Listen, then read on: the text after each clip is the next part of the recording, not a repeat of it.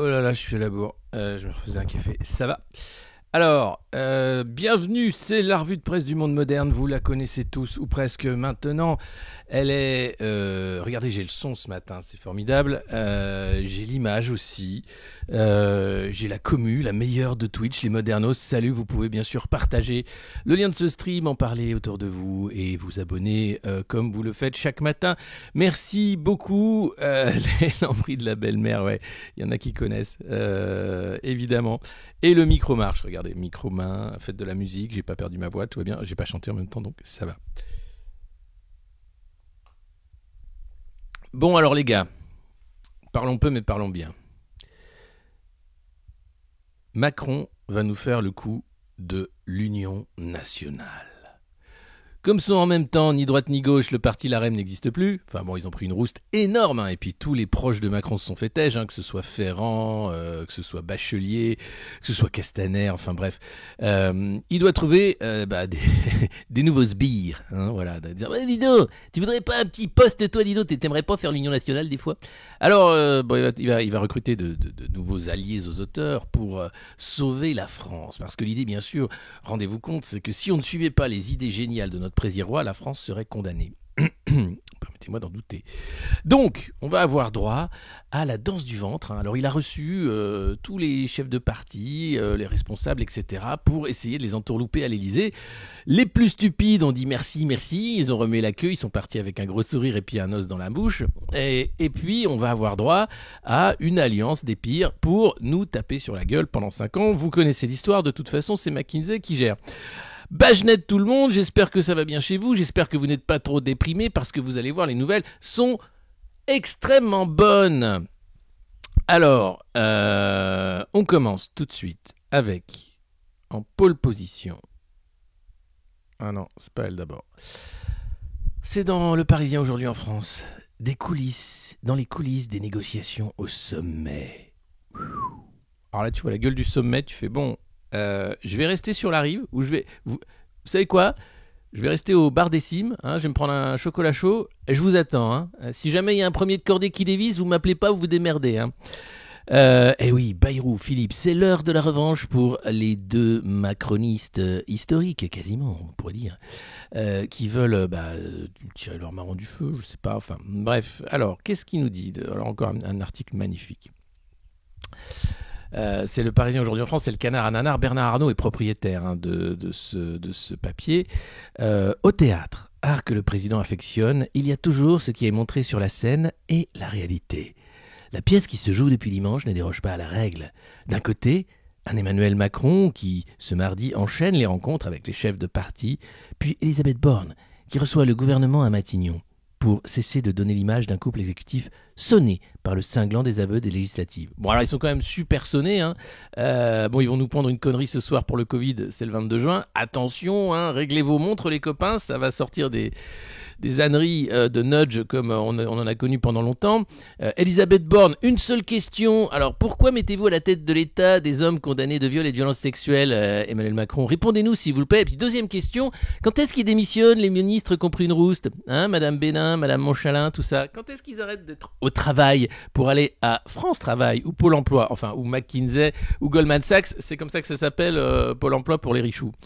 Alors, la preuve, les tergiversations sur le maintien de Borne à Matignon. Alors que l'Élysée jurait que sa question ne se posait pas. On fait durer jusqu'à très tard dans la nuit de lundi à mardi.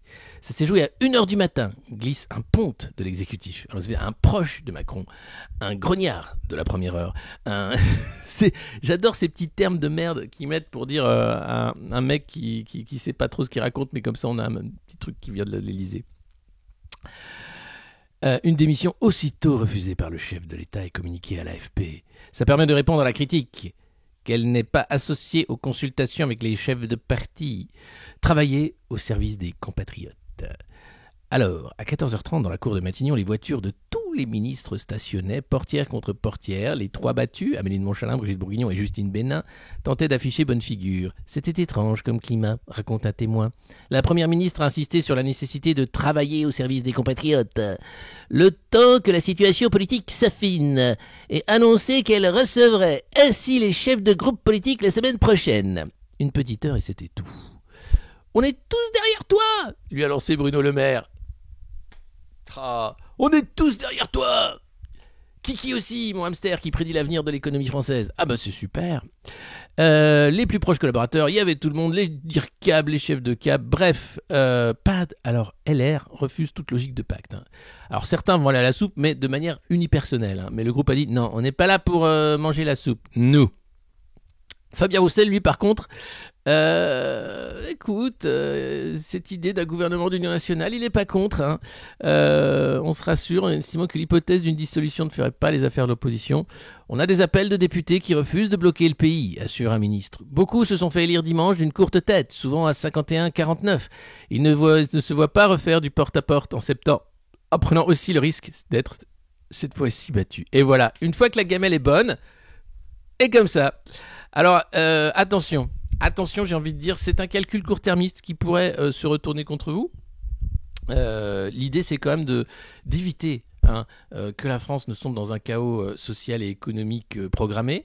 Donc, vous avez du pain sur la planche, les députés qui viennent d'arriver. Alors, je sais, c'est bien, il y a la petite écharpe bleu-blanc-rouge, il va y avoir la cantine, tout ça, c'est super, mais n'oubliez pas, tous ceux qui sont restés dehors, qui ne finissent pas le mois, qui ne font pas de selfie du coup sur les bancs de l'Assemblée, tous ceux qui ont milité, tous ceux qui n'ont pas milité, tous ceux qui n'ont pas voté, un Français sur deux qui s'en fout en fait. Et 10 millions de Français dans la précarité extrême. Ne les oubliez pas, ceux-là, parce que c'est un peu pour ça que vous êtes élus, quoi. Donc, qu'est-ce qu'il faut au PC Roussel ? Tu sais, Fabius était bien au Parti Socialiste, à l'époque où le Parti Socialiste était de gauche. Vous savez, la politique, il suffit de trouver l'étiquette qui te va bien quand tu sors de l'ENA. Généralement, c'est un choix-peau, c'est comme Harry Potter. Hein. Et le mec, il arrive, t'as François Hollande qui arrive, fait toi, tu vas chez Pouf Souffle.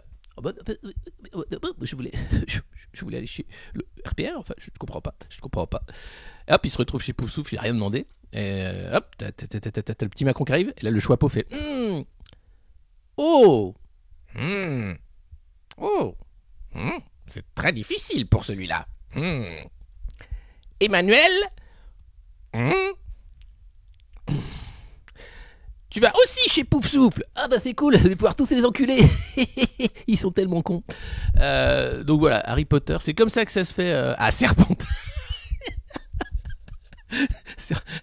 Là, c'est ta Cruello qui arrive. Serpentard. Un jour j'aurai la barbe noire et blanche et j'aurai des sorts magiques qui pourront tuer la moitié. Non mais putain, Serbatard. Non, je ferai pas Gollum, là j'étais sur une parodie d'Harry Potter. Attention, faut suivre. Hein. On fait, oui, je sais, ce sont des films hollywoodiens, mais ce sont aussi des livres, et surtout des livres importants. Voilà, donc on comprend un peu ce qui se passe. Voilà, donc dans les coulisses des négociations au sommet, après le passage par le Choixpeau, donc là c'est évidemment. Alors Dumbledore, je sais pas qui fait Dumbledore dans ce merdier, mais en tout cas. Voilà, vous avez eu les coulisses des négociations au sommet, c'est d'une tristesse sans nom. La tristitude, c'est aussi Yael Braun-Pivet qui se voit bien au perchoir de l'Assemblée nationale, vu que Richard Ferrand, qui devait être conduit, s'est pris une énorme rouste.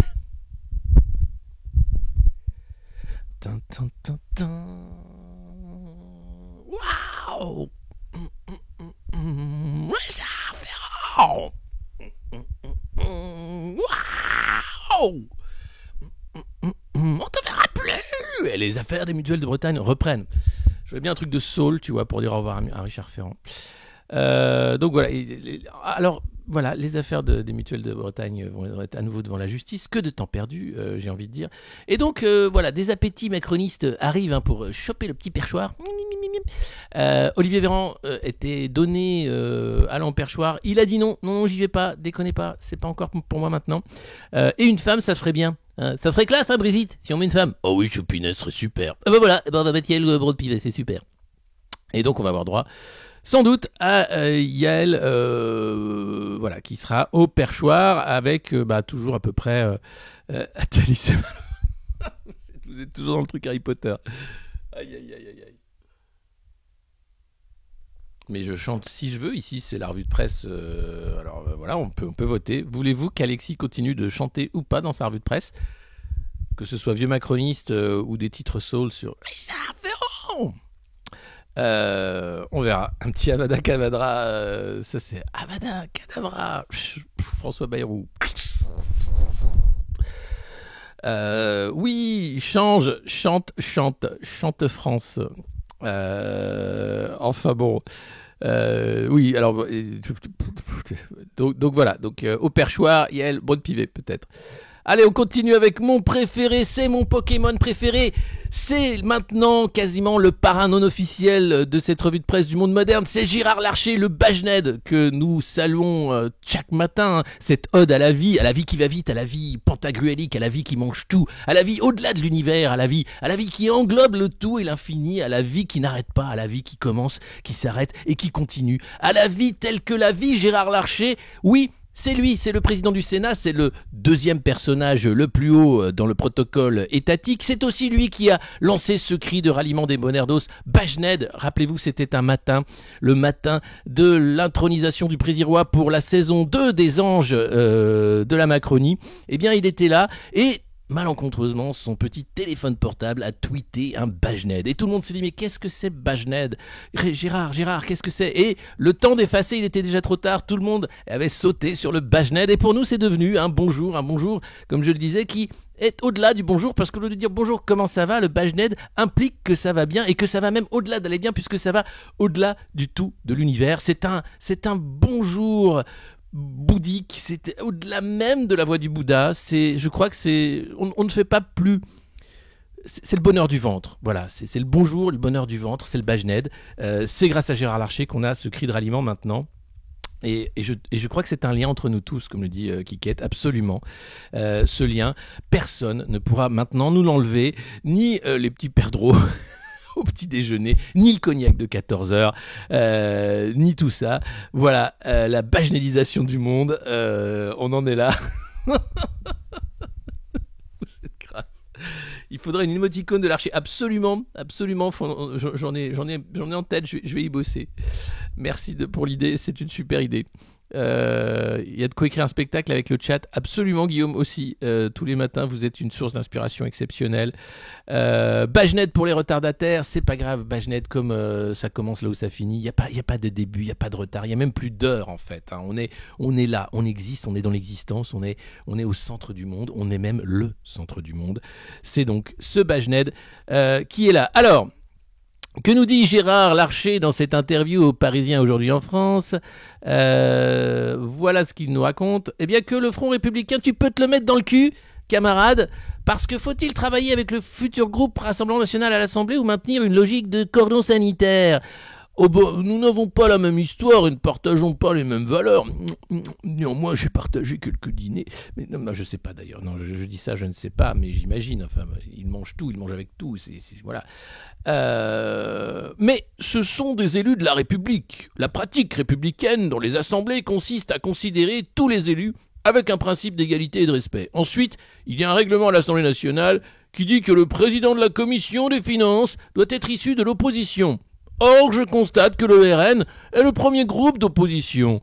Donc, elle devrait lui revenir. Parce qu'en fait, les mecs ont tellement les boules. Ils ont peur que la France Insoumise récupère cette putain de commission des finances et fasse du contrôle fiscal, qu'ils veulent absolument le filer à un mec plutôt du RN qui sera un peu accommodant parce que bon, il y a pas mal de richoux au RN.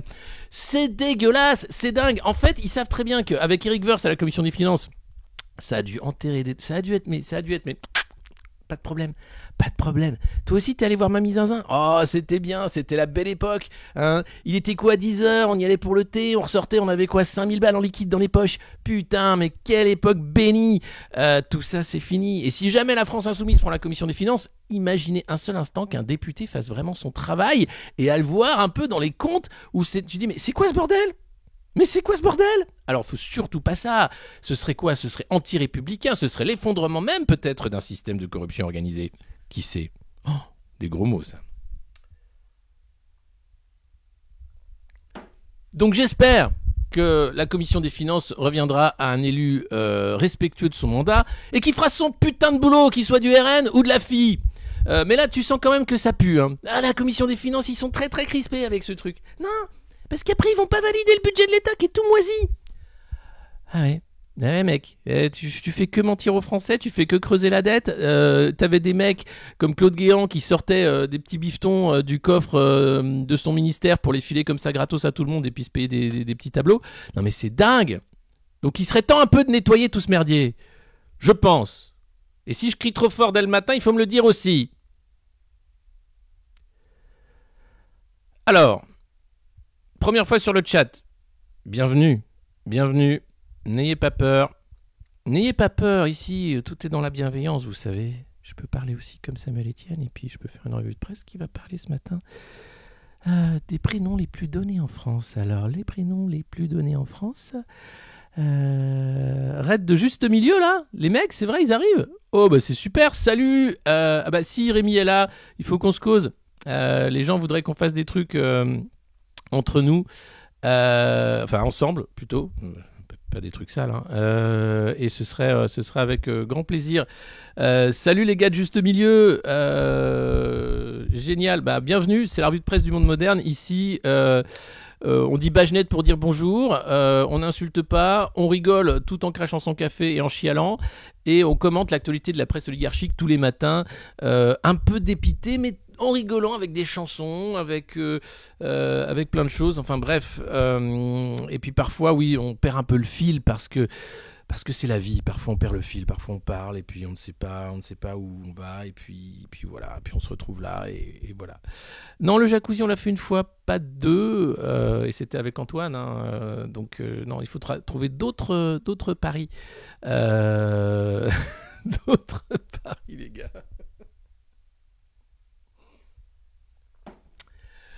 Donc bienvenue. Oui, Lordon avait tout à fait prédit. De toute façon, vous savez, plutôt Hitler que le Front Populaire, c'est pas neuf. Hein. Et après, Gérard Larcher a raison. Les élus du Rassemblement National sont des élus de la République. À force de dire, c'est pas la République, c'est pas machin, mais c'est un parti qui est financé, 37 000 € par député par an. Hein, c'est ce que vous gagnez quand vous mettez un député de votre parti à l'Assemblée nationale, plus tout l'argent qui est donné pour financer le parti en fonction du nombre de voix, élections présidentielles, législatives et autres.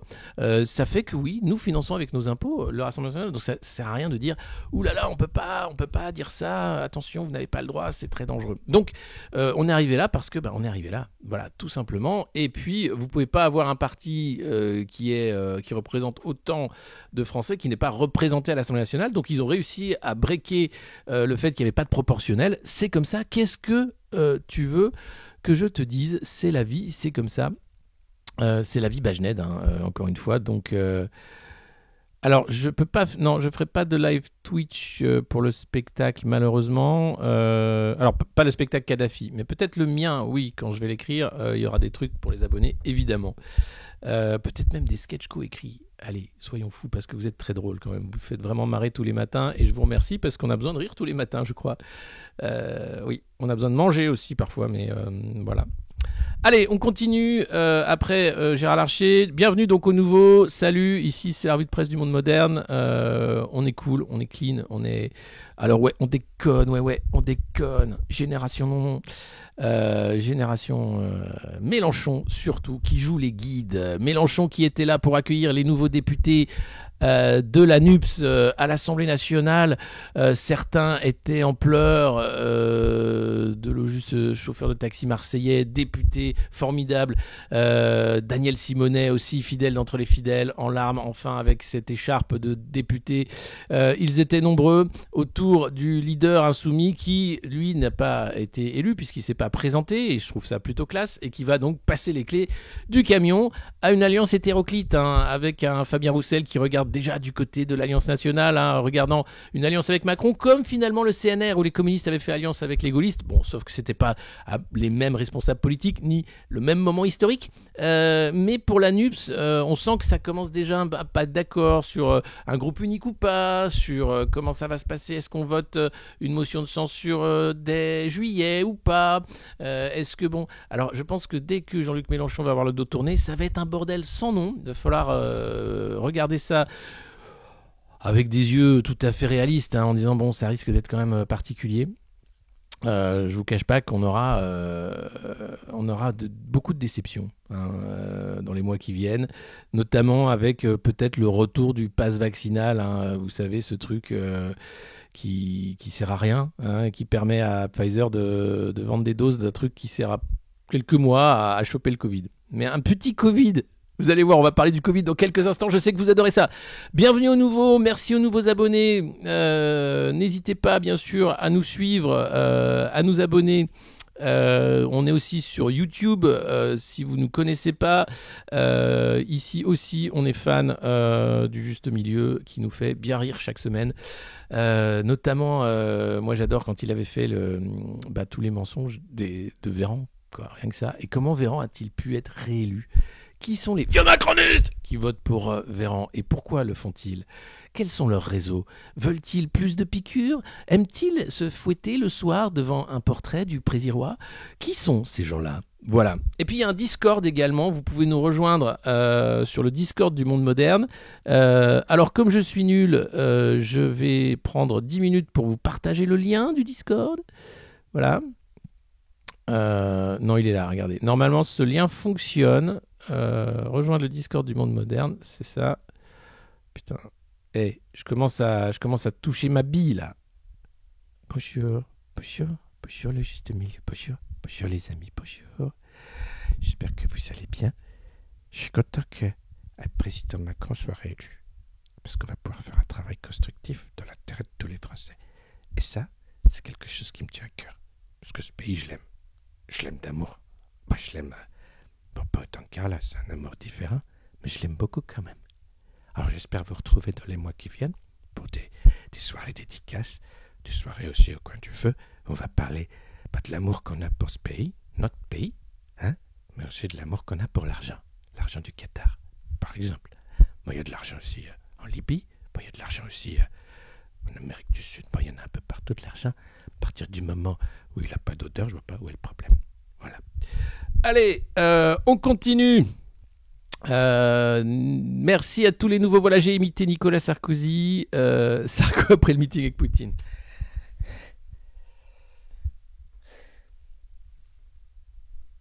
J'ai discuté avec le président Poutine. On s'est mis d'accord sur quelques points. Il me semblait utile de venir devant vous pour les expliciter. Voilà, c'était un peu ça. La vidéo, vous regardez, c'est vraiment ça. Tu sens le mec, il a du mal à reprendre son souffle, quoi. Alors, on continue. Donc, il a pas tenu la vodka. Alors, apparemment, il n'était pas ivre. C'est juste Poutine qui lui a balancé quelques vérités dans la gueule en disant, écoute, je te tiens. Tu me tiens par la barbichette, mais t'as plus de barbichette que moi. On est content. Comment la CAF et ses super détectives traquent les gros fraudeurs. Eh oui. En 2021, c'est 309 millions d'euros de fraude qui ont été détectés par les 700 contrôleurs de la CAF. Depuis un an, 30 détectives complètent le dispositif pour lutter contre les escroqueries à plus grande échelle. Alors, qu'on se rassure, pour la fraude fiscale, elle estimée à plus de 80 milliards. Il y a aussi des fins limiers qui bossent. Alors, ils ne sont pas assez nombreux, donc on a récupéré 10 milliards. Mais là, on a récupéré 300 millions. Alors, l'arnaque consiste à changer de RIB, à créer des fausses activités aussi et se déclarer en faillite pour demander des aides, ou bien à multiplier les profils. Et donc, ça peut aller jusqu'à 100 000 balles par fraudeur, ce qui fait que on parle là de gros fraudeurs, pas des mecs qui n'ont pas fait la bonne déclaration, quoi que ce soit, des gens dont c'est le métier de frauder. Et voilà ce que fait la CAF. Et ils sont très fiers donc d'avoir ce boulot de fin limier de la CAF. J'aimerais bien les voir travailler. Je pense que c'est assez marrant de les voir enquêter. Attention. Alors, le préjudice moyen, je vous disais 100 000 en fait, c'est des conneries, c'est 7 142 €. C'est la moyenne du préjudice en cas de fraude. C'est ce qui est donné là. 309 millions donc en 2021 pour 43 208 cas. C'est 241 € de plus par rapport à 2020. Alors il y a eu le Covid qui est passé par là. Il y avait pas mal d'arnaques Covid aussi qui ont pu être couplées avec des arnaques CAF. En tout cas, le montant de la fraude estimée par la CAF à 2,8 milliards d'euros en 2021 au titre de l'exercice 2020. Ah oui, c'est quand même beaucoup. Les fraudes aux minima sociaux, voilà, c'est 78% de la fraude, avec 60% pour le RSA. Donc voilà, c'est salauds de pauvres qui fraudent. Alors que les salauds de riches, bon, après, ils payent rubis sur l'ongle et ça se passe plutôt bien. Ensuite, la prime d'activité, voilà, les contrôles effectués. 31,6 millions automatisés et 4 millions par les agents. Et après, tu verses au juste droit au bon moment. Voilà, l'an passé, 894 400 millions d'euros d'indus ont été rappelés par les CAF à la suite d'erreurs de bonne foi des allocataires. Voilà, donc il y a les erreurs de bonne foi également, mais là on ne parle pas des erreurs de bonne foi, on parle des fraudeurs. Et attention, c'est le retour du Covid. Covid. Vous l'avez attendu, vous n'avez attendu que ça même. Tout l'été, vous vous demandez si le club Mickey va accueillir le Covid de vos enfants, si le Covid va revenir avant la rentrée, si la 4e dose est déjà ouverte. Oui, et avec la 4e dose est offert le sac banane. Emmanuel Macron, champion du monde. C'est parti, attention, moment Covid. J'espère que vous êtes prêts. Attention, vous êtes prêts? Non, hop, c'est pas celui-là, pardon. Et gare aux nouveaux variants. Et oui, attention, les nouveaux variants sont là. Le BA5, le BA4, ils sont plus contagieux, ils sont terribles. Les chiffres explosent. Ça y est, c'est le retour de la pandémie terrible. Attention, vous allez vous faire de nouveau fouiller le nez. Vous allez remettre des masques, peut-être même les auto-attestations de sortie. Ou les couvre-feux vont-ils revenir? Les bancs vont disparaître. La plage dynamique va revenir avec vous cet été. Sur la plage, c'est footing et pas le cul sur une serviette, fils de pute. Sinon, c'est le Covid pour tout le monde. Est-ce que c'est clair?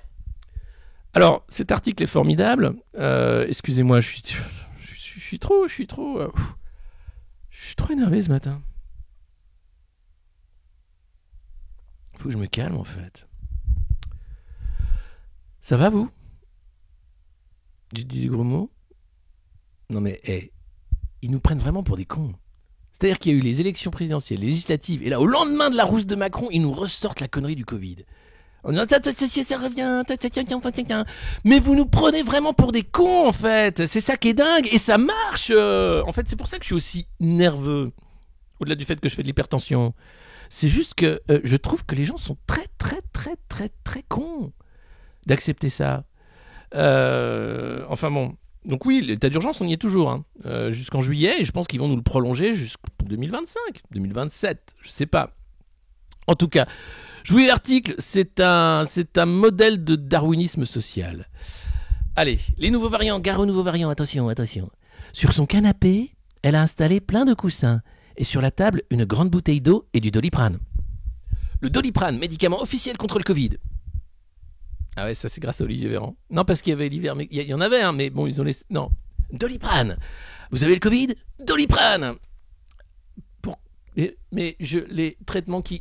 Non, chut, pas le droit, sinon on va se faire censurer de toutes les plateformes. Vaccinez-vous. D'ailleurs, regardez, on continue l'article. C'est là que Cécile passe ses journées. Oh, je m'attendais pas à être si mal, souffle la Parisienne de 34 ans, que le Covid malmène depuis 6 jours. Elle qui se croyait génétiquement exceptionnelle, rit-elle, passant depuis le début de la pandémie à travers les gouttes du virus, se retrouve KO, comme si on lui avait roulé dessus. Le premier jour, elle a beaucoup toussé. Oh oui. Puis d'affreuses courbatures lui ont comprimé les bras et le cou avant qu'elle ressente de la fièvre et des maux de tête. Le 3e jour, et 24 heures plus tard, de grosses douleurs au ventre et des nausées telles qu'elle n'a rien pu avaler. J'ai coché toutes les cases avec un symptôme par jour, s'étonne-t-elle, persuadée d'avoir été contaminée à la salle de sport. Celle qui porte toujours son masque dans les transports et les grands magasins pensait y échapper. Au pire, se disait Cécile, grâce à ses 2 doses de vaccin et à une bonne santé, elle n'aurait qu'un petit syndrome grippal. En réalité, le virus tape fort.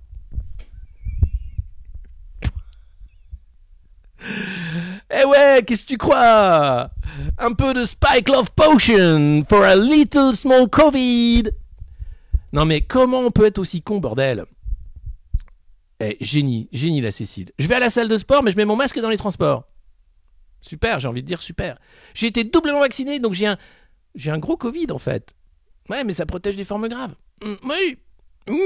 Oui, vaccinez-vous, vaccinez-vous, vaccinez-vous. Suivez bien sûr les conseils de l'OMS et de Pfizer. C'est extrêmement important. Déconnez pas, hein. Le Covid revient, donc c'est vraiment génial. Je continue l'article parce que, bon, si vous n'avez pas recraché votre café, là, on tient des champions. Là, on est vraiment sur un... C'est pour ça que je suis très énervé, en fait. Parce que comment on peut encore prendre tout ça au sérieux? Je vous donne tous les matins les clés, hein, pour voir quand même la connerie. Mais ouverte, blatant. Il y a Raoult qui a fait une vidéo hier. Alors, Raoult, tout ce qu'il dit depuis 1 an, depuis 2 ans, tous les médecins qui ont alerté, en fait, dès le début, en disant que, bon, attention, c'est pas... Voilà, avaient raison. Voilà. Comme pour la fuite du labo, ça y est, c'est pas complotiste de parler d'une fuite d'un putain de labo avec des mecs qui ont fait de la merde en augmentant des putains de virus. Voilà, ça on a le droit de le dire. On n'avait pas le droit il y a 1 an. Pourquoi on n'a pas le droit de le dire? Parce que c'est complotiste. Ah d'accord. Bon, alors ça me va. Allez, je continue. Vous êtes prêts? Vous avez encore le ventre... Allez, moi je me resserre un petit café. Allez, on y va. Ouh! Depuis début juin, la percée du Covid fait à nouveau grimper la courbe des infections en France. Avec 30 à 50% d'augmentation chaque semaine, la hausse est nette, rappelle l'épidémiologiste Mahmoud Zurek. Alors que 40 000 cas positifs sont recensés en moyenne chaque jour à l'origine de cette remontée, se trouvent les frères d'Omicron, BA4, mais surtout BA5. Ces nouveaux variants sont-ils plus virulents?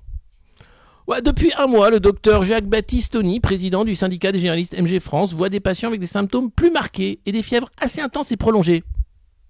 Sont-ils tous vaccinés? Peut-être, je ne sais pas. On s'interroge sur la sévérité de ce nouveau variant, même chez les vaccinés, lâche-t-il. Alors que le BA5 en progression représente désormais près de 25% des cas en France. Effectivement, il me semble qu'il se passe quelque chose, réfléchit Jean-Paul Schilter, médecin généraliste près de Nancy, en évoquant le cas d'un jeune garçon débordant d'énergie, incapable de monter les escaliers. Quant au secrétaire général de SOS Médecins, Serge Madja, lui a plutôt le sentiment que les patients traînent le virus 8 jours au lieu de 4. Vous sentez venir le recul confinement des malades? Le repasse vaccinal des vaccinés qui chopent le Covid pour leur filer aux non-vaccinés qui sont vaccinés? Parce qu'une infection vaut une injection, vous le savez, vous vous rappelez, hein? Non, vous ne savez plus? Moi non plus, à vrai dire. Puis comme le 2e booster, c'est la 4e dose et qu'on ne sait pas s'il y en a une 5e qui arrive avant Noël, bon, ça devient compliqué. Quel impact pour cette nouvelle vague?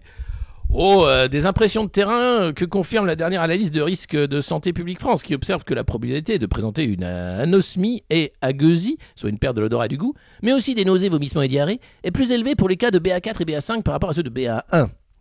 La durée des signes cliniques plus longue également. Ce virus est un peu plus agressif. Pourquoi?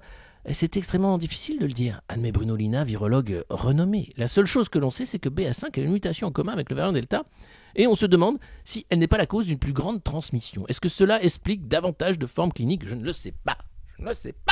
Vous me demandez des choses, je n'ai pas la réponse. Hein.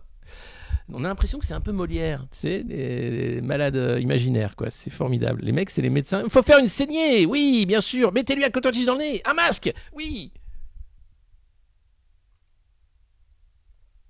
Ils en savent rien. Les mecs, faites des études peut-être sur les injections, sur je sais pas, faites votre boulot en fait.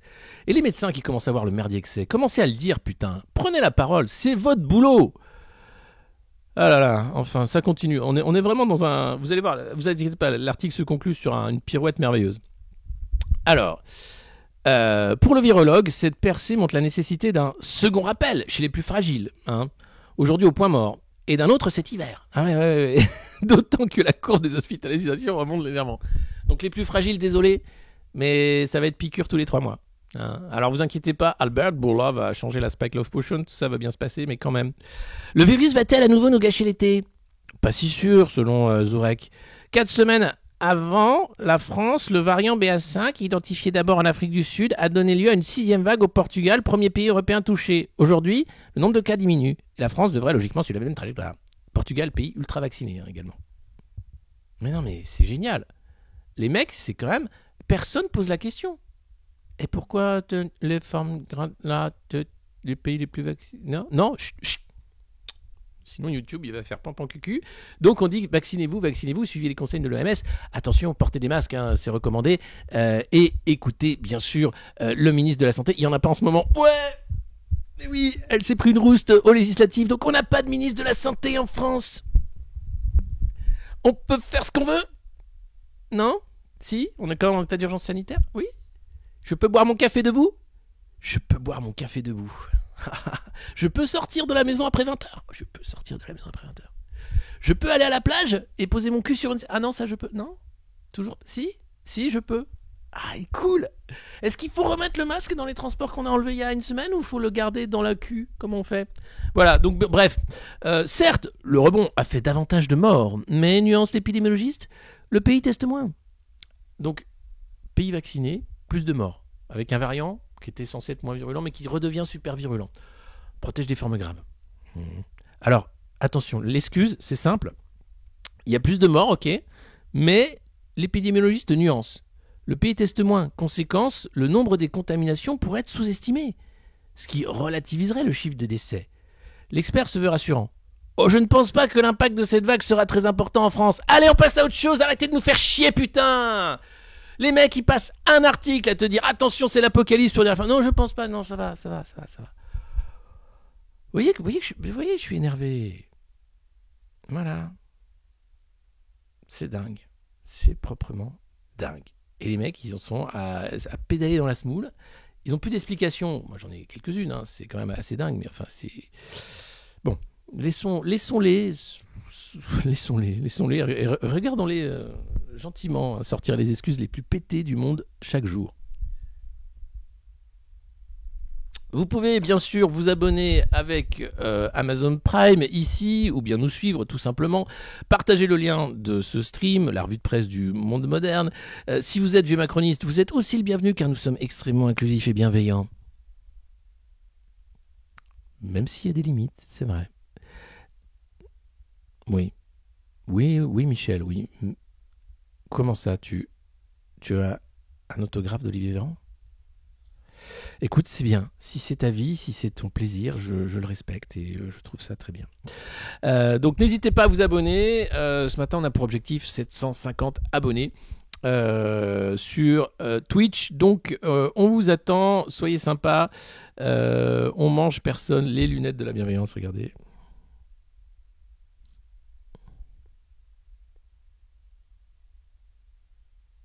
Pour ceux qui écoutent en podcast, je vais décrire la scène en note de description. Alexis enlève ses lunettes et regarde fixement la caméra avec les yeux d'un cocker triste. Il s'adresse ensuite aux abonnés de la chaîne du Monde Moderne en les insultant. Voilà, c'est un peu ça la revue de presse du Monde Moderne. Bah oui, c'est Timmy. On dirait une chanson de Woolsey. C'est grave. Allez, le top 3 des prénoms. Puisqu'on était en mode Samuel Etienne, on va continuer en mode Samuel Etienne, cette petite revue de presse. Quels sont les prénoms les plus donnés en France? Eh bien, c'est le même presque partout. Jade, Louise et Emma pour les filles. Gabriel, Léo et Raphaël, côté garçons, ont été les plus donnés en 2021 en France, avec quelques particularités départementales, évidemment. Les Bretons nomment quelques Malo, comme le yaourt, vous savez, le Malo, le yaourt compressé, là au chocolat, que j'aime beaucoup. Non, comme ça, Malo, évidemment. Donc voilà, maintenant, ce qui change, c'est que les prénoms, qui autrefois étaient d'abord donnés à Paris, mettaient plusieurs années avant d'arriver en province, voilà, eh bien aujourd'hui, grâce à Internet et au pouvoir des réseaux sociaux, les prénoms sont immédiatement donnés partout dans le pays. Voilà, c'est formidable. Et donc, Jade, Louise, Emma, bienvenue. Gabriel, Léo, Raphaël, bienvenue. Et pour ce qui est des particularités régionales, que ce soit Moutardette, Malo. Gros rappel sur les produits Malo, c'est vrai? Ah, c'est important ça. Bon, j'arrête d'en manger tout de suite alors. C'est chaud. Maintenant, tu regardes, il y a un site du ministère de l'Industrie, je crois, ou je ne sais plus quoi, où tu as tous les rappels qui sont listés, et il y en a beaucoup. Allez, voilà, donc non, on va arrêter, ça on s'en fout. Enfin, c'est typiquement, vous voyez, des nouvelles, on s'en fout, mais c'est marrant. Ça, par contre, c'est une nouvelle, on s'en fout pas, et ça fait pas la une nulle part. C'est le camp militaire de Canjuers, aux prises avec les fleurs. Alors, je sais pas si ça se prononce Canjuers, ou Canjuers, je sais pas comment on dit, donc excusez-moi si je prononce très mal. Alors, c'est quand même un incendie qui a détruit 1800 hectares, qui a blessé 28 pompiers et qui vient tout simplement de manœuvres de l'armée française.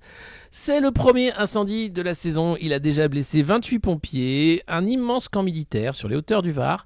Les soldats du feu surveillent toujours l'incendie qui a détruit 1800 hectares de garrigues.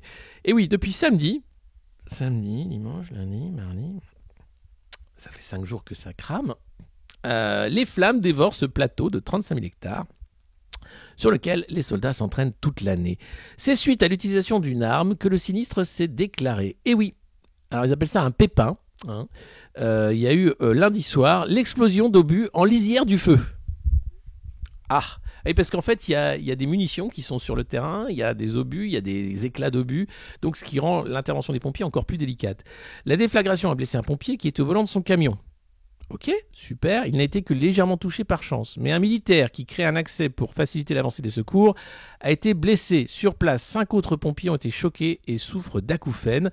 Au total, 28 personnes prises en charge pour des intoxications aux fumées et des troubles auditifs. L'accident s'est produit à plus de 500 mètres de la zone rouge polluée par des munitions issues des tirs d'artillerie et par mesure de précaution, un ordre de repli a été donné par le commandement. Alors, il y a une enquête de gendarmerie qui a été ouverte, puisqu'il y a des reprises de feu, ça n'arrête jamais. L'idée, bien sûr, c'est d'arriver à fixer le brasier sur cette zone où il y a les obus, mais sans y aller vraiment. Il y a des canadaires également qui ont été déployés. Et fort heureusement, le camp se trouve à des dizaines de kilomètres de toute zone habitée. Donc, tout va bien, hein, ça crame parce qu'on a retrouvé la 7e compagnie, mais bon, on limite quand même le travail de ça. Une enquête de gendarmerie a été ouverte pour éclaircir les causes de ce départ de feu. Le parquet militaire de Marseille a été saisi et a lancé des recherches pour destruction involontaire par incendie. Ces investigations devront déterminer si un tel exercice pouvait avoir lieu compte tenu des conditions météo extrêmes. Et non, Jean-Louis, si on faisait des manœuvres là, combien il fait ? 40 degrés. Paraît bien. Là, regarde, la garrigue est prête à s'enflammer. Me paraît bien. Ouais, moi j'aime le risque, moi j'ai le goût du risque. Voilà, donc bon, ça les occupe. C'est quand même assez terrible. Chef, qu'est-ce qu'on fait, chef ? Enfin voilà. C'est Pithiviers, chef. C'est ça. Quel film merveilleux, la 7e compagnie. Pour les plus jeunes, si vous ne le connaissez pas, il faut absolument le voir. C'est un des meilleurs films de troufinade française, quoi. Avec Jean Lefebvre, Pierre Mondy, des acteurs merveilleux. Et des scènes cultes. 89 députés, le RN a découvert, c'est-à-dire que l'IB rentre dans les entrailles du Rassemblement national pour nous expliquer comment ça va se passer. Alors, ils sont 89, ils vont être très obéissants puisque c'est dans l'ADN du groupe. Ils vont donc récupérer 37 000 fois 89, ce qui va permettre au parti de se remettre à flot parce qu'il y avait pas mal de dettes. Il y a un enjeu, c'est le recrutement des assistants parlementaires dorénavant. C'est le travail aussi parlementaire. Est-ce que le RN aura la commission des finances, comme je le disais tout à l'heure? Ce serait plutôt vers là que penchent les macronistes, ainsi que tous les amis de Nicolas Sarkozy, pour pas qu'un insoumis mette le nez dans les comptes de la nation. Ce serait terrible. Donc voilà. On attend de voir ce qui va se passer. Très content. Alors, vous avez 3 catégories de députés RN. Vous avez ceux qui se sont ralliés à la dernière minute, qui ont compris. Les historiques, les figures tutélaires, et puis ceux qui étaient là et qui n'ont pas trop compris, puis ça s'est bien passé. Voilà, ils n'étaient pas censés gagner, mais compte tenu du rejet macroniste du pays, ils ont réussi à casser le plafond de verre des proportionnels. Et donc 89 députés, il y en avait 8 en 2017. Aujourd'hui, comme le dit Gérard Larcher, ce sont des élus de la République, donc il faut travailler avec. Fini le cordon sanitaire, fini le Front républicain. De toute façon, c'était une enculerie pour les castors, pour qu'on leur remette Macron 50+. Les mecs commencent à comprendre. Ah, vous allez commencer à pleurer. Mais c'est normal, ça met du temps à monter au cerveau, c'est normal. Ça s'appelle la démocratie. Voilà. Hier, j'ai trouvé quoi ? Attendez, je vais vous lire un petit peu parce que vous dites plein de trucs. Plein de pépites de chansons barrées sur Groland. Didier Super. Ah bah oui, Didier Super, c'est formidable si vous ne connaissez pas... Objectif d'abonnement atteint, 750 sur 750. Merci beaucoup, c'était ce matin. Allez, on relève un nouveau challenge, 760. Bam, je valide l'objectif. Merci Citoyen du Monde qui a offert 2 abonnements. Merci KLM CRBN qui prend l'abonnement. Shinsama37, Petit Pas 3132, 3 mois d'abonnement direct. Merci. Alès du Nouveau, 3 mois d'abonnement. Merci. Bilips qui a pris un abonnement avec Prime. Merci. Mango Love Slow qui a pris un abonnement avec Prime. Merci beaucoup. Mika qui dit le kiff, merci, 2 mois d'abonnement. Oh là, qu'est-ce que j'ai fait vous savez, j'ai un setup de stream assez terrible. J'ai juste un ordinateur portable et un pad, donc c'est très mauvais. Enfin, voilà, je fais ce que je peux.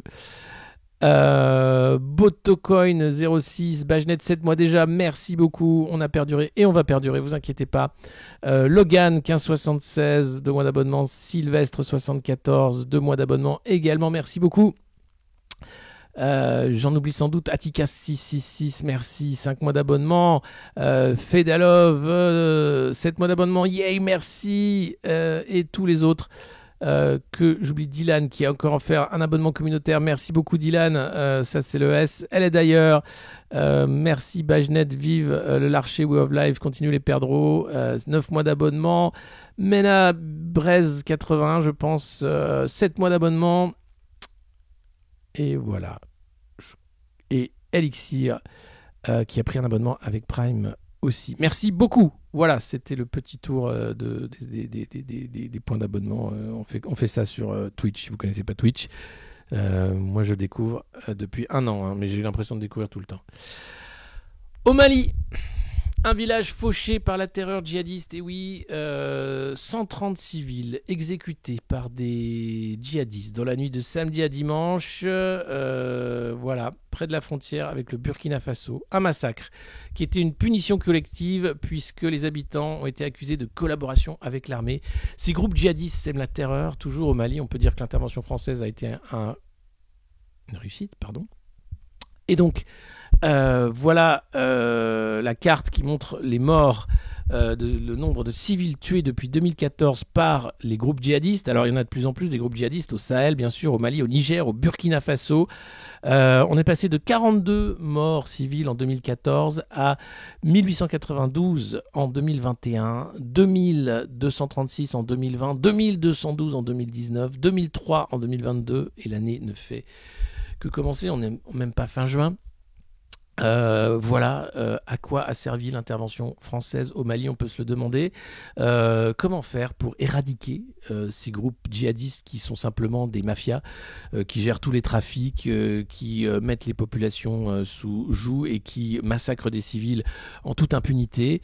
C'est proprement dégueulasse. Alors on n'en parle pas puisque c'est là-bas, c'est loin, et puis que la France s'en va finalement, et pourtant les enjeux sont énormes. Au-delà des vies civiles, bien sûr, c'est comment faire en sorte que ces pays ne sombrent pas dans un islamisme radical et dans des dictatures à la Daesh.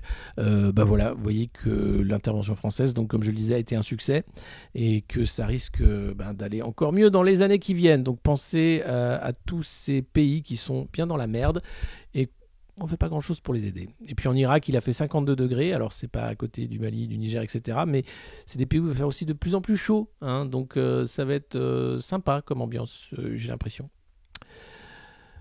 Là, c'est un gros sujet.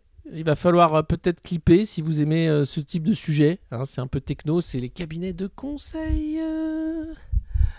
McKinsey, EY, le Boston Consulting Group, mais aussi Roland Berger, Tatawin Productions, enfin bref, je ne sais pas. On est là sur un truc assez énorme. Vous savez, il y a eu le scandale McKinsey Gate avant les élections.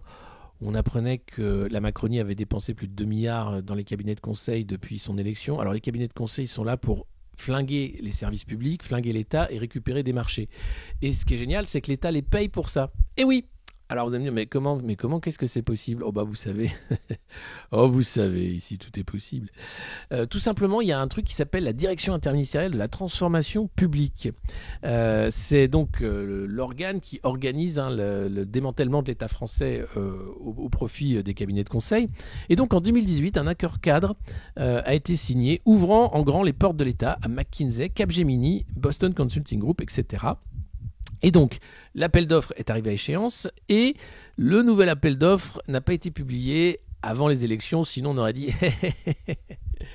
dis donc, si on remettait sur la table le McKinsey Gate, hein, pourquoi tu payes si cher tes copains de McKinsey? McKinsey qui a fait En Marche, hein, puisque la plupart des cadres de McKinsey en 2017 étaient là à la création du parti, ont aidé de manière unipersonnelle Macron à accéder au pouvoir pour récupérer bien sûr la thune après. Alors, le contrat s'appelle officiellement Assistance à la conception et à la mise en œuvre opérationnelle de projets de transformation de l'action publique. Bon, déjà, tu sens que ça sent l'enculerie XXL. Hein. Bonjour, oui, je viens pour l'appel d'offres Assistance à la conception et à la mise en œuvre opérationnelle de projets de transformation de l'action publique. Ah, vous venez choper des sous des contribuables en flinguant l'hôpital et l'école? Exactement, oui. Posez votre mallette là, mettez vos pieds sur le bureau, pas de problème, il vous faut combien? Bon, 500 000 pour commencer? Aucun problème, vous nous faites un rapport sur quoi? Sur ces connards de Français qui comprennent rien aux mesures annoncées? Par exemple. Et sur le travail futur des professeurs de l'école du futur d'Emmanuel Macron? Très bonne idée.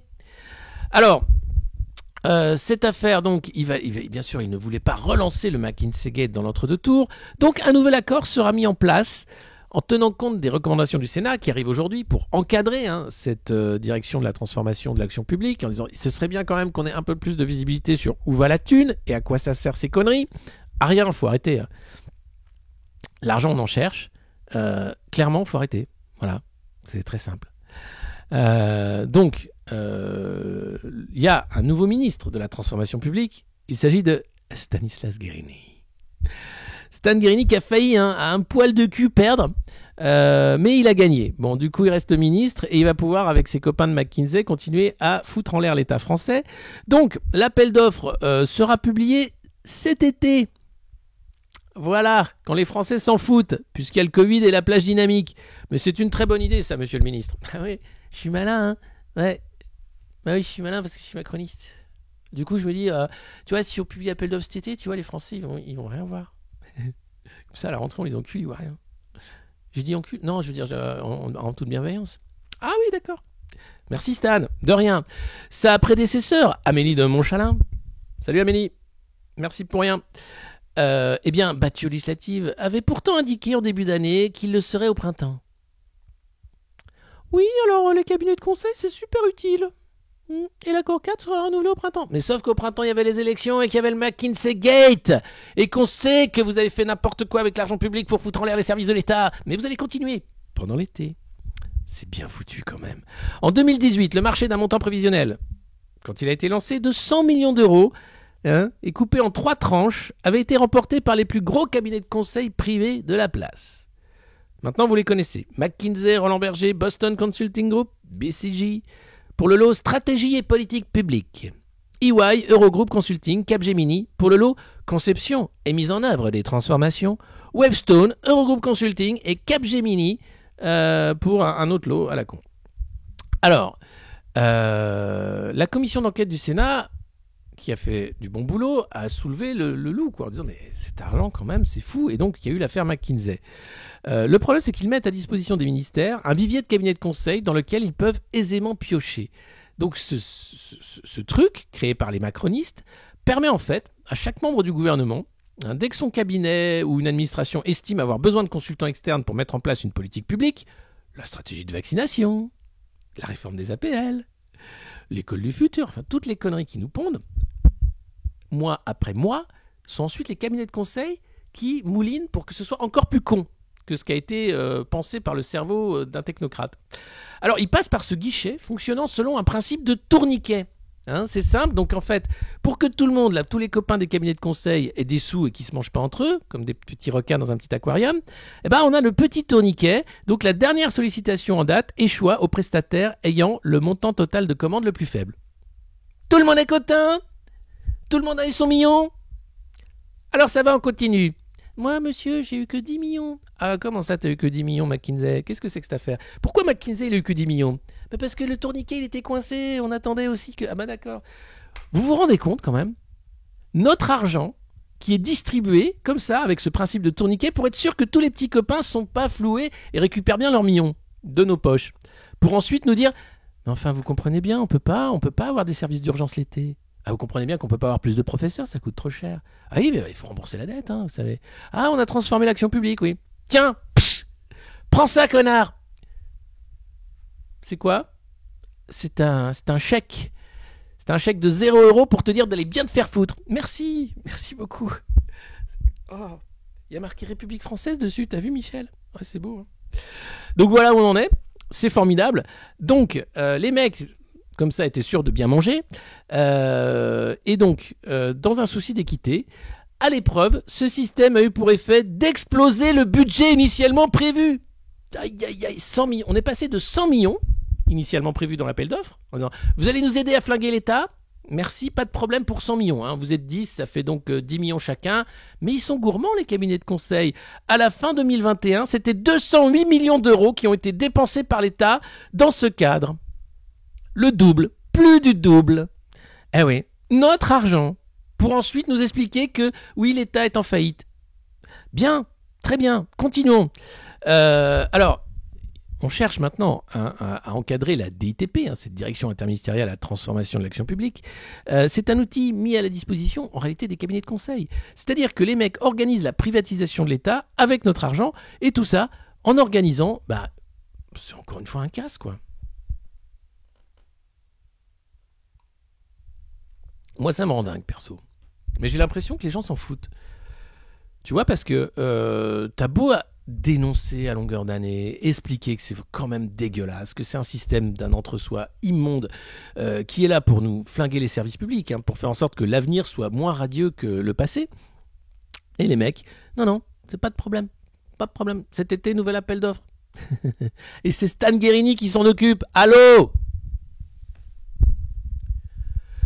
Oui, mais il faut couper la perfusion.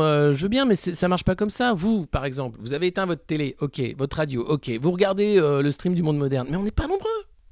On n'est pas nombreux sur ces chaînes. Tu vois, la revue de presse, elle est d'utilité publique. 1, parce qu'on rigole. 2, parce que ça me permet de me défouler chaque matin. 3, parce qu'on s'informe aussi.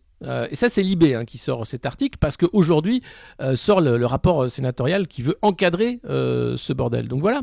Donc non, mais bien sûr, là, vous vous en foutez pas. Mais ce que je veux dire, c'est que la majorité, 1 Français sur 2 vote pas. Donc de toute façon, déjà, le jeu démocratique, on est sur une démocratie défaillante. Mais ensuite, quand il est question de récupérer le pouvoir, mais comment on fait pour enlever des mains de ces mecs qui font grandes écoles, cabinets de conseil, cabinets ministériels, qui changent un coup et qui récupèrent systématiquement. L'idée, c'est quand même de se gaver avec notre thune. Et il y en a de moins en moins de la thune, donc ça va être compliqué. Mais comment on fait pour récupérer? Je ne sais pas. RT France, c'est pas fini. Attention, RT France bouge encore. Mais tu peux plus la regarder. Ah ouais, parce que c'est une chaîne de propagande, nous dit la Macronie. Donc donc bon, ici au moins tous les matins on peut rigoler et je vous remercie de votre fidélité ainsi que de vos nombreux abonnements. On continue. Alors, on va continuer sur cette affaire de cabinet de conseil. C'est assez terrible. Donc, comment ça fonctionne? Alors, il faut savoir quand même que la DITP, donc cette direction interministérielle de la transformation de l'action publique, il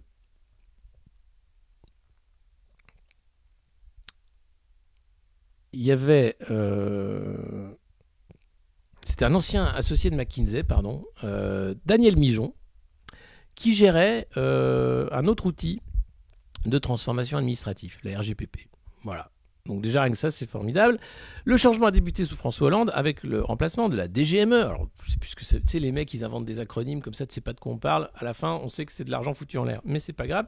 Par le secrétariat général à la modernisation de l'action publique. Le patron de la DITP, Thierry Lambert, n'est pas un consultant de métier, mais un haut fonctionnaire inspecteur des finances. Il a fait carrière chez Saint-Gobain. Détail piquant, cependant, il a expliqué... Ah oui, attends. Ouais, j'ai pas tout l'article. Merde. Bon, bref. C'est assez opaque la DITP. En fait, si on regarde, c'est un outil qui est censé être le cabinet de conseil interne de l'État, mais elle externalise tout aux autres cabinets de conseil. Donc c'est un outil de privatisation de l'État. Hein. Et c'est totalement fait pour et par la Macronie. Voilà. Mais alors c'est contre le peuple, hein. Ça, il n'y a aucun problème. Contre les intérêts aussi de l'État, puisqu'on est en train de vendre par lot à des cabinets de conseil privés, américains pour la plupart, des services publics qui devraient fonctionner tout simplement. Hein, mais non, l'idée c'est de refondre tout ça. Hein, il faut refondre, il faut de la réforme, renaissance, reconquête, rassemblement. Voilà, alors il faut revoir le fonctionnement évidemment. Amélie de Montchalin avait promis devant la commission d'enquête du Sénat à l'époque où elle était encore ministre d'en faire une vraie tour de contrôle pour encadrer, suivre et accompagner les ministères dans le recours au cabinet de conseil. Aussi bizarre que cela puisse paraître, la direction interministérielle de la transformation publique n'avait jusqu'à présent aucun pouvoir de validation ou de contrôle sur ses prestations extérieures. Voilà. Donc c'est quand même bien du grand n'importe quoi. Tout ça, c'est la Macronie. Ouais. Non mais c'est dingue. Allez, je sais que vous n'êtes pas encore assez énervé ce matin. Et donc, je vous mets la photo de Jean-Michel Blanquer. Là, c'est quand il faisait campagne à Montargis. Il mettait sa petite casquette, là, il faisait un peu Gavroche, tout ça. Il s'est pris de la chantilly, le pauvre. Le pauvre. Je sais que... Non. Jean-Michel, non. Et du coup, alors bon, comment on traverse la rue quand on est un macroniste et qu'on s'est pris un énorme bide électoral? Eh bien, c'est très simple. Hein. On demande aux copains de t'inventer un boulot qui n'existe pas. Et là, en l'occurrence, selon Mediapart, le président de l'université Panthéon-Assas aurait été saisi d'une demande exceptionnelle d'ouvrir un poste sur mesure pour accueillir l'ancien ministre Jean-Michel Blanquer pour trouver une seconde vie après la débâcle. Voilà. Donc les mecs, toute l'année, t'expliques que t'es un enculé parce que tu sais pas trouver de travail, tu sais pas comment faut traverser la rue, tu mets pas de costard, que vraiment tu fais pas d'efforts pour trouver du boulot. Et eux, ils demandent tout simplement qu'on leur crée un job qui sert à rien. Bonjour, c'est Jean-Michel Blanquer. Dis donc, t'aurais pas un job à 10 000 par mois là où je peux rien foutre et être tranquille? Oui, avec un secrétariat s'il te plaît. Et une voiture de fonction. Voilà. Bon, déjà que je vais devoir payer un loyer, ouais, enfin quand même, je me vois pas vivre avec 5 000 balles par mois à Paris. Ah, il y a un logement de fonction également? Je le prends. Alors je le prends. C'est super. Qu'est-ce que je vais devoir faire pendant l'année? 2 cours de 30 minutes sur les institutions. Ok, ouais, ça me paraît... Enfin, si tu peux réduire à 1 cours... Vous savez, Luc Ferry a eu à peu près la même chose. Il a été payé à rien branler à la fac. Luc Ferry, c'est le mec c'est sur les plateaux qui est là, pareil, à faire des leçons à la terre entière. Hein. Les mecs, je peux plus les cadrer en fait. Ils passent leur vie à te dire que tu comprends rien, qu'il faut bosser, que la valeur travail, l'ascenseur, le machin, et c'est juste l'ancien régime. C'est des mecs, ils se créent des faux postes, ils sont payés à rien foutre. Leur boulot, c'est de déjeuner, dîner, prendre l'avion, aller voir des mecs, faire semblant et te dire « Écoute-moi bien, connard, il va falloir travailler parce que c'est difficile la vie. Et puis je vais te l'expliquer parce que moi, je sais d'où je viens, moi, monsieur. Moi, la laïcité, moi, la République. Oui, mais toi, le plat de pâtes. T'en manges même pas, tu sais même pas ce que c'est. Si c'est des pâtes, c'est déjà à l'encre sèche. Et c'est des pâtes qui viennent du Sichuan ou je sais pas quoi. Ça coûte 35 000 balles le plat. Et c'est payé par nos impôts puisque c'est une fiche de frais que tu fais parce que t'as un rendez-vous important avec un recteur d'académie de la province de je sais pas où. Donc voilà. C'est formidable. Le mérite, putain. Ça, ce n'est pas la République. Non, mais c'est... Je vais faire que monter en pression, là. Parce que franchement, c'est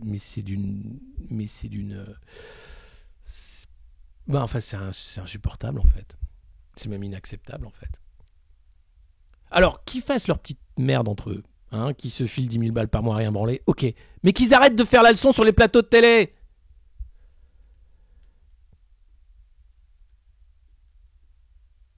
Introuvable compromis, nous dit le Figaro. Qui de ces 4 mousquetaires va accepter l'Union nationale? Ils sont tous allés serrer la main d'Emmanuel Macron, ils sont allés le voir. Monsieur Macron, monsieur Macron. Bonjour, ça va? Vous voulez faire un gouvernement d'union avec moi? Prenez des petits bonbons, là, des petits ours en guimauve. T'as vu, ils ont la forme de Benalla, c'est rigolo. Ouais, c'est Brigitte, elle m'a dit, tu pourrais les faire en forme de Benalla, comme ça il y a plus de guimauve dedans, c'est génial. Tu veux travailler avec moi? Tu veux? Non, parce que l'idée, c'est simple. Hein. C'est que bon, bah, comme c'est pas gagné, mais toi non plus, bah, on pourrait gagner quand même si on travaillait ensemble, tu vois. Tu comprends? Tu pourrais venir. Tu vois, moi, par exemple, c'était ces poufs souffles. Hein, mais en fait, je suis Serpentard, tu vois. Bah, on s'en fout, en fait, des étiquettes. Et voilà. Et donc, l'entourloupe nationale est en train de se mettre en place. Vous allez prendre cher, les copains. Tu veux un pépito? Petit ourson guimauve en forme de Benalla ou un petit pépito? Faut dire, attention, les saladiers, c'est anti-Covid. Hein. Tu t'es bien lavé les mains? Bon, ça va. Leur profession, faire semblant, c'est des acteurs. Regardez-moi ces deux amis. François, Édouard, c'est l'amitié pour la vie. C'est un peu Olivier Tom. Hein. C'est les mecs, c'est la New Team. Hein. Donc ils jouent pas au foot. Hein. On sait pas à quoi ils jouent d'ailleurs. Hein. Ils jouent au con, je crois. C'est surtout ça leur jeu premier. C'est un grand terrain de foot. Ils courent. Ils met jamais le but, tu vois. Mais ils se battent. Vous savez, si vous connaissez Olivier Tom, ce manga, il est quand même assez particulier. Si vous lisez le manga, c'est toute l'éthique samouraï qui est dans cette histoire de deux jeunes joueurs de foot. Et quand vous lisez le manga, en fait, t'as Olive ou Tom, je sais plus, un des deux, capitaine de la nuit, je sais plus qui c'était, qui court. Et derrière, t'as une charge de samouraï dessinée, tu vois. Et c'est tout le sacrifice, la douleur, aussi le leadership samouraï. Il faut lire le Hagakure, la voix du samouraï, si vous voulez comprendre. Bon, ces deux-là sont pas samouraïs, hein, ça se saurait, c'est plutôt des samoussas. Mais en tout cas, voilà, ils sont très contents parce que c'est eux qui vont un peu emmerder Macron pour dire oh, dis donc, dis donc, viens voir. On avait dit que tu mettais mes gars à moi. Hein et voilà. Changement d'approche, regardez. Là, tu te dis, non mais franchement. Et oui, Édouard Philippe, comme François Bayrou, espère qu'Emmanuel Macron tiendra compte de sa sensibilité au moment de remanier le gouvernement. Il faut des profils nouveaux, insiste-t-il auprès de ses interlocuteurs. En mai, après l'annonce des nominations, Édouard Philippe et François Bayrou se sont appelés inquiets d'être si peu considérés. Où sont passés les amis dont ils avaient suggéré les noms ? Dans l'organigramme du gouvernement, seuls les centristes du MoDem, Marc Fesneau, qui est maintenant passé à l'agriculture. Hein. Lui avant, je ne sais pas ce qu'il faisait, mais bon, maintenant, c'est celui qui chasse à l'arc. C'est un ministre qui chasse à l'arc. C'est le Robin des Bois du gouvernement. Justine Bénin, qui vient de prendre une rouste, et le philippiste Christophe Béchu, collectivité territoriale, ont été nommés. Un manque d'égard, jugent les deux hommes de concert. En Macronie, plusieurs s'amusent de voir revenir au centre du jeu ces anciens rivaux que 20 ans, une filiation politique et des affects personnels séparent. Mercredi 15 juin, certains se sont étonnés de les voir partager la même tribune à Tonnerre dans l'Yonne en soutien aux candidats macronistes. « Nous ne sommes pas identiques », a reconnu Édouard Philippe. Le président du MoDem a admis en aparté qu'ils ne sont pas copains. Mais nous avons le même désir que le pays ne s'enfonce pas dans la crise. Alors c'est simple, cassez-vous. Comme ça, le pays ne s'enfoncera pas dans la crise. Hein, on va faire simple. Toi et ton copain, faites autre chose. Hein, faites du vélo, faites un CAP pâtisserie, je sais pas, faites un vrai boulot.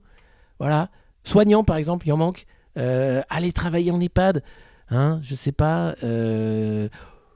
Voilà. Je sais pas. Mais c'est simple. Hein. Si vous avez cet ardent désir que le pays ne s'enfonce pas dans la crise, disparaissez. Non, parce qu'Édouard Philippe, en fait, lui, il regarde 2027. Il est en train de tout préparer. Convergence de vues à durée déterminée jusqu'en 2027, à la tête d'horizon. Édouard Philippe vise la prochaine échéance présidentielle. Quant au triple candidat François Bayrou, il répète souvent la même formule. Je n'ai renoncé à rien.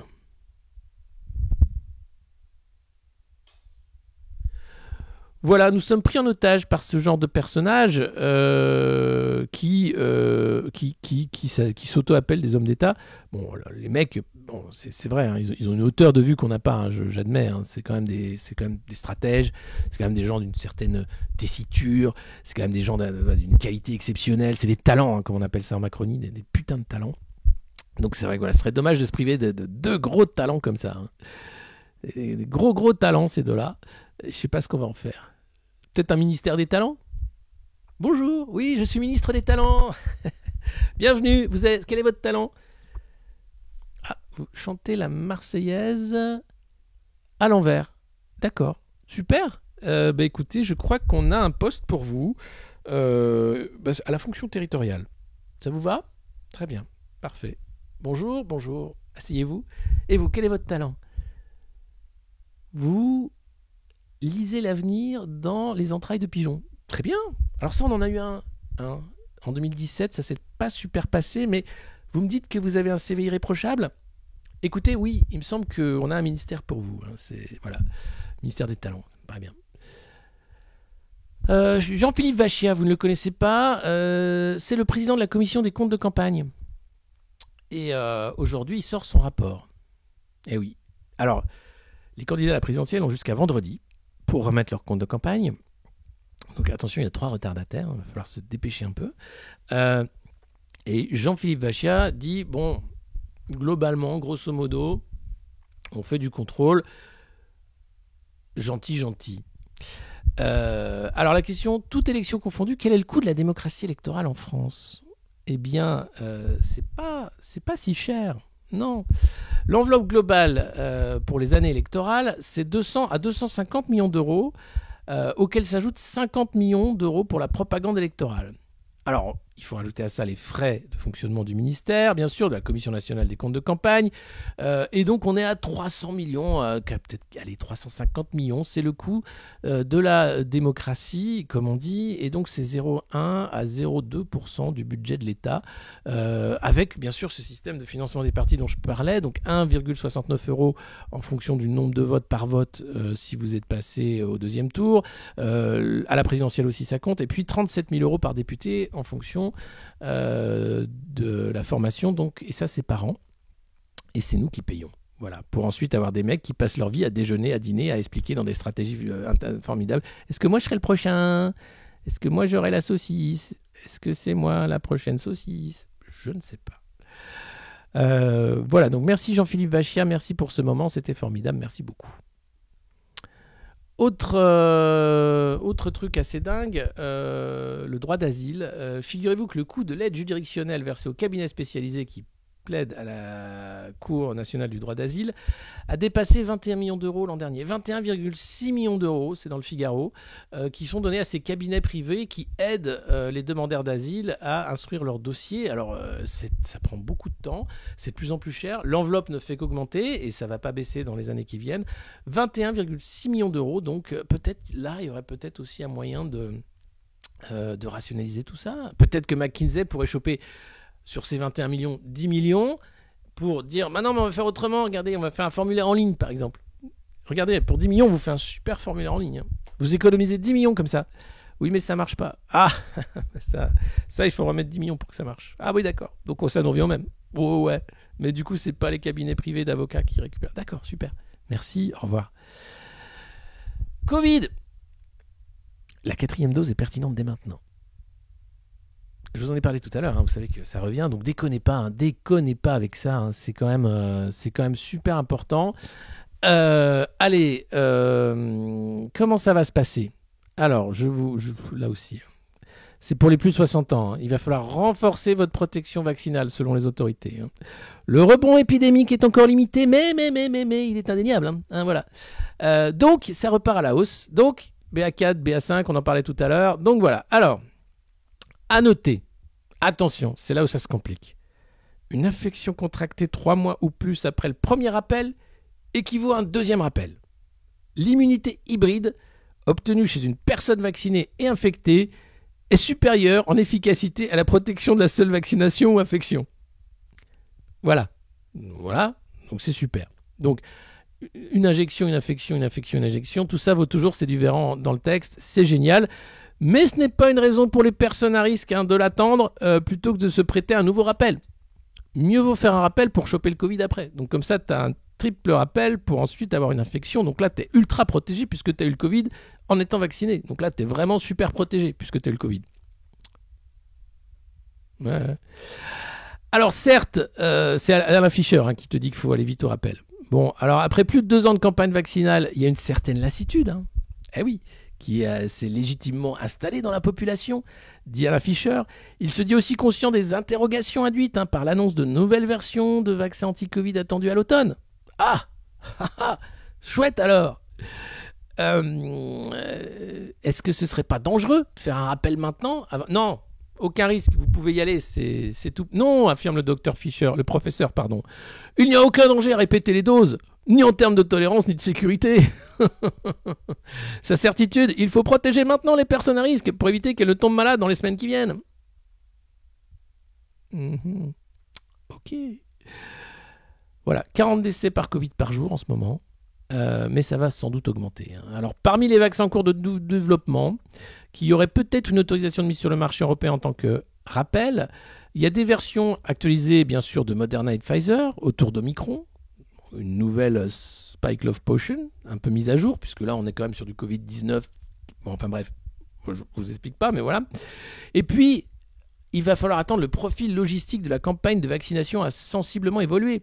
Fini l'ère des vaccinodromes. Les professionnels de santé de ville, pharmaciens, médecins généralistes et infirmiers réalisent désormais 94% des injections. On se fait vacciner comme on va prendre un café. Et ça, c'est chouette. Ça, c'est chouette. Ça, c'est chouette. Alors oui, c'est quand même dingue d'utiliser le terme vaccin. Oui, je suis assez d'accord. Voilà. Mais bon, qu'est-ce que vous voulez que je vous dise ? Il y a une certaine lassitude quand même. C'est ce qui sauve le truc, c'est que les mecs se disent... c'est le...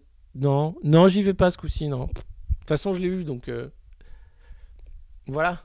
Oh non, ah bon, il y a des lots, encore. Hein. Ça a coûté cher. Hein. Enfin voilà, putain. Allez, on passe à autre chose. Oh, dis donc, c'est François Villeroy de Galhau. C'est le gouverneur de la Banque de France. C'est l'arnaqueur de CTLM. Hein, il faisait du revolving prêt où il a endetté un paquet de mecs avec du surendettement. Et là, il t'explique qu'il faut gérer la dette. C'est un mec en or. La force des services publics ne se mesure pas seulement à leurs moyens, mais aussi à leur production. Tu serais pas chez McKinsey, toi, des fois ? Ah non, t'es à la Banque de France. Excuse-moi, François, excuse-moi. Bon, le mec, il est en or. Hein. C'est un top gun de la finance. La politique monétaire n'est pas là pour financer les déficits et les États. Ah bon ? Non, elle est là pour sauver la bulle financière. En réalité, oui, l'argent gratuit de la BCE, c'était pour sauver la sphère financière d'une faillite annoncée. Il serait illusoire de penser que notre dette est encore sans coût et sans limite. Sans coût et sans limite. Le film avec François Villeroy de Galhau, Christine Lagarde, Bruno Le Maire. Sans coût et sans limite. Un film sans concession. Vous allez voir, il n'y a plus personne dans les ciné en même temps. Mais il serait illusoire de penser que notre dette est encore sans coût et sans limite. Mais bien sûr, François, bien sûr, cette dette creusée par Emmanuel Macron, elle n'est pas sans coût et sans limite. Alors, est-ce que vous attendez à une forte baisse du pouvoir d'achat à cause de l'inflation, François Villeroy de Galhau ? Nous prévoyons un recul du pouvoir d'achat de 1% en moyenne cette année en prenant en compte les mesures de soutien engagées ou annoncées par le gouvernement. Cette baisse sensible arrive néanmoins après une hausse de 2% l'année précédente et de 8% depuis 2015. Donc, la croissance du pouvoir d'achat repartirait ensuite progressivement. Voilà, donc les grands prêtres de la dette t'expliquent que bon, là, tu vas perdre en pouvoir d'achat, mais ça va aller mieux après, t'inquiète, quand tu n'auras plus rien. Vu la volatilité des marchés financiers, y a-t-il un risque, à court ou moyen terme, de nouvelles crises des dettes souveraines ? Et là, tu vas voir, la réponse langue de bois, le mec, il est en or. Parallèlement à la normalisation de la politique monétaire, nous sommes attentifs à sa bonne transmission à l'ensemble des 19 pays de la zone. Nous ferons tout ce qu'il faudra pour lutter contre une fragmentation injustifiée. Non mais François, je t'ai demandé s'il y avait un risque à court ou moyen terme de nouvelles crises des dettes souveraines. Oui. Eh bien, nous ferons tout ce qu'il faudra pour lutter contre une fragmentation injustifiée. Vous voyez, il y a le changement de paradigme. Ça, c'était la leçon numéro 1 qu'on avait quand tu sais vraiment pas quoi répondre. Et là, le patron va te dire, putain, lui, c'est un crack. Et là, tu vas dire, on va tout faire pour lutter contre une fragmentation injustifiée. Ok. Mais pour les dettes souveraines, on fait comment ? Merci à vous. De rien, au revoir. Allez, au revoir François de Galhau. Merci beaucoup. Covid. 20 milliards de dollars de pertes pour les cinémas européens, rien que ça. Et oui, 20 milliards de dollars qui ne sont pas rentrés donc, au sein de l'Union européenne, mais aussi en Grande-Bretagne. Selon l'Union internationale des cinémas, plus personne ne va dans les salles également. Les gens ont lâché l'affaire en fait. Voilà, il fallait mettre un masque, il faut payer un billet, c'est ultra cher, c'est en même temps 10 balles le ticket de Cinoche. Tu fais mais ça va pas la tête. Donc évidemment qu'il n'y a plus personne dans les cinémas, faut pas déconner. Avec l'inflation en plus, c'est un loisir qui n'en est plus un. Donc beaucoup. Et puis les films, c'est de la merde en fait. les remakes, les machins, enfin, voilà. Donc bon, au final, c'est mort. Et c'est triste parce que c'est bien le cinéma quand même. Moi, j'aimais bien quand j'étais petit.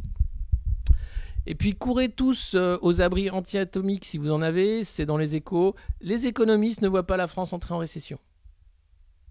Donc j'espère que vous avez de quoi voir venir, hein, puisque généralement quand les économistes ne voient pas la France entrer en récession, c'est qu'une énorme crise arrive et qu'on va en prendre plein la gueule. Voilà, c'était pour finir cette revue de presse. Merci d'avoir été aussi nombreux de l'avoir suivi. Merci d'être là chaque matin. Merci de vous abonner, de nous suivre sur les différents réseaux sociaux. Merci aux nouveaux venus, à ceux qui se sont abonnés, qui nous ont suivis ce matin, à ceux qui nous ont découverts, à ceux qui nous suivent depuis des années. Merci beaucoup. Je parle encore plus vite que dans une pub radio. C'est insupportable. Je ne sais pas pourquoi j'étais comme ça ce matin. Franchement, je sais pas. Il va falloir que je me calme. Je vais pas pouvoir tenir un an comme ça. En tout cas, prenez pas tout ça trop au sérieux, parce que c'est vraiment dingue, quoi. Et je vous dis à demain. Demain, je crois que c'est Antoine, parce que moi j'ai un train à prendre. Et je vous souhaite le meilleur pour cette journée. Draine ton foie. J'ai rien bu hier. Tout va très bien. Pas de Sud Radio aujourd'hui, non, c'était hier en fait, j'ai décalé. Allez, je vous souhaite une très bonne journée et un bon courage. Non, c'est affreux ça, tout est bon. Non, qu'est-ce que je... Non, juste une bonne journée en fait. Voilà. Hein, prenez soin de vous. Déconnez pas trop. Déconnez pas trop.